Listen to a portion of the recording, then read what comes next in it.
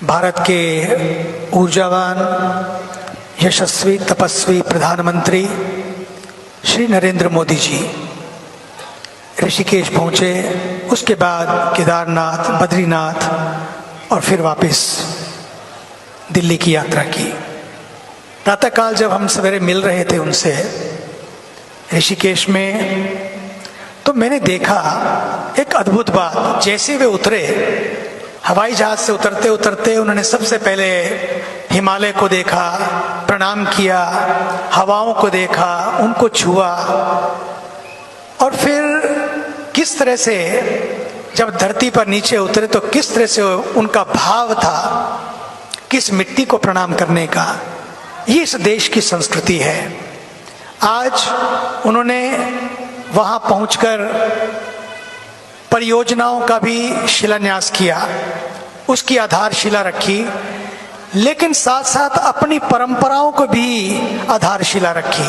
परियोजनाएं और परंपराएं दोनों साथ साथ चलें, ये हमारे देश के प्रधानमंत्री का हमेशा एक नजरिया रहा है।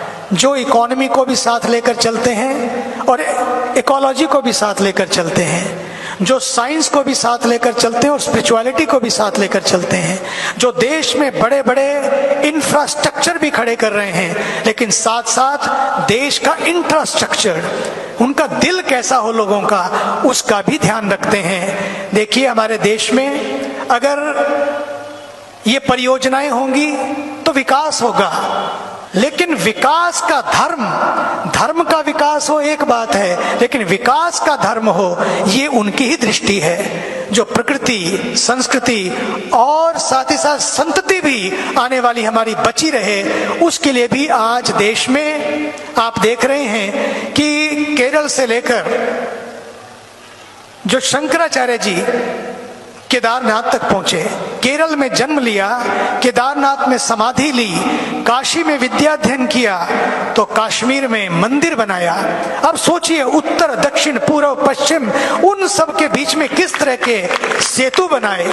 आज इन्हीं सेतुओं के निर्माण की आवश्यकता है, और सेतु तभी बनते हैं जब कोई अपना हेतु ना हो, अपना कोई एजेंडा ना हो, एजेंडा केवल देश हो। जब देश ही एजेंडा बनता है तो पक्का मानिए फिर दल की बात नहीं रहती, फिर दिल की बात रहती है और देश की बात रहती है। इसलिए मुझे तो लगता है कि भारत की आत्मा तीर्थों में बसती है, लेकिन मुझे तो लगने लगा है कि तीर्थों की आत्मा हमारे देश के राष्ट्र ऋषि श्री मोदी जी में बसती है। हमें इसको देखने की, I can believe it even, कि मुझे लगता है कि व्यक्ति दिवाली का दिन, छोटी दिवाली, देव दिवाली, अपने घर में अपने परिवार के साथ मनाता है। और पता है आपको, आज वो यहाँ और कल वो अयोध्या में दिवाली मनाने जा रहे हैं, दीपोत्सव, दीप जलाने जा रहे हैं, जला रहे हैं। वो लाखों दिए जल रहे हैं। उस गरीब के घर में भी दिया जले, उस दिए की बात करते हैं। वो इस देश का अंतिम गांव, वहां तक भी पहुंचे, और इस देश की अंत्योदय नारी, उस राष्ट्रपति को भी उन्होंने वो सम्मान दिया। अंतिम गांव हो या अंत्योदय की यात्रा हो, दोनों में उन्होंने सेतु बनाए।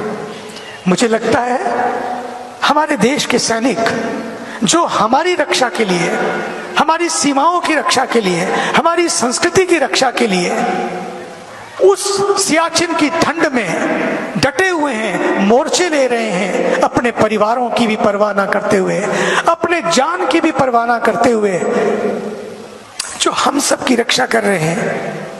उनका भी घर है, उनके घर में भी दिवाली होती है, लेकिन वो दिवाली हम छोड़कर सीमाओं की रक्षा कर रहे हैं। आप सोचिए, ये परिवार का मुखिया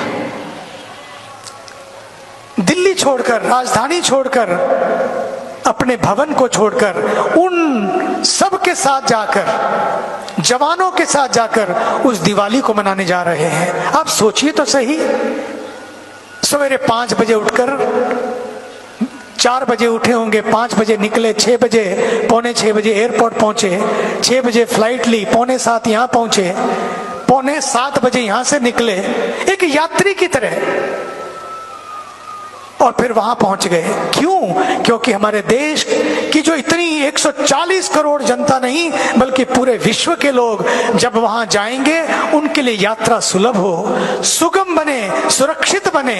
एक एक चीज पर ध्यान देना। और फिर केवल रोपवे अगर की शिलान्यास हो रहा है केदारनाथ का, वहीं पर रोपवे का शिलान्यास हो रहा है हेमकुंड साहब का भी, सबके लिए यात्रा है, सबके लिए यात्रा है। ये जो संस्कार हैं मैं समझता हूं ये हमारे देश का सौभाग्य। मैं बार बार कहना चाहता हूं, यूं तो हमने बहुत प्रधानमंत्री देखे हैं लेकिन आदरणीय मोदी जी तुम सा नहीं देखा। क्या इस देश को प्रधानमंत्री मिला है। मैं तो उनके बारे में सोचता हूं, मेरी आंखें ही नहीं बल्कि मेरे हृदय की पलकें भी गीली हो उठती हैं, क्योंकि मैंने बहुतों को देखा है, पूरे विश्व को देखा है। किसी भी देश में इस जैसा सम्मान किसी राष्ट्राध्यक्ष का नहीं हुआ जो हमारे देश के प्रधानमंत्री जी का होता है। बात गंगा की हो या बात गांव की हो या बात गरीब की हो या बात गंदगी की हो, उनकी आंखों में कोई भेदभाव नहीं है, सबको साथ लेकर चलते हैं, सबकी बात करते हैं। और उस मंत्र का और क्यों नहीं हो, मैं तो चाहता हूं ये जो संस्कृति है, अगर संस्कृति नष्ट हो जाएगी हमारी आने वाली संतति भी कभी सुरक्षित नहीं रहेगी। संस्कृति सुरक्षित तो संतति सुरक्षित, कल्चर सुरक्षित, नेचर सुरक्षित तो फ्यूचर सुरक्षित।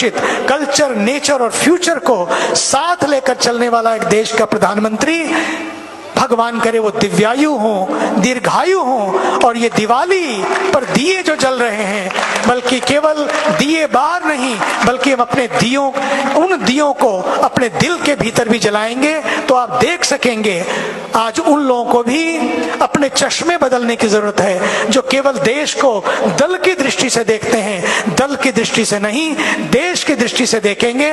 पक्का मानिए हमारा देश 140 करोड़ लोगों का देश निश्चित रूपेण विकास भी करेगा, परियोजनाओं का भी, पर्यावरण का भी और साथ ही साथ अपने परिवारों का भी। परिवार तभी बचते हैं जब संस्कार बचते हैं। आइए संस्कारों के इस देश में, संस्कार सरकारें तो बहुत आई लेकिन ये एक संस्कारी सरकार है। उसके लिए मैं गंगा के पावन तट से आदरणीय अपने देश के प्रधानमंत्री जी का अभिनंदन करता हूं।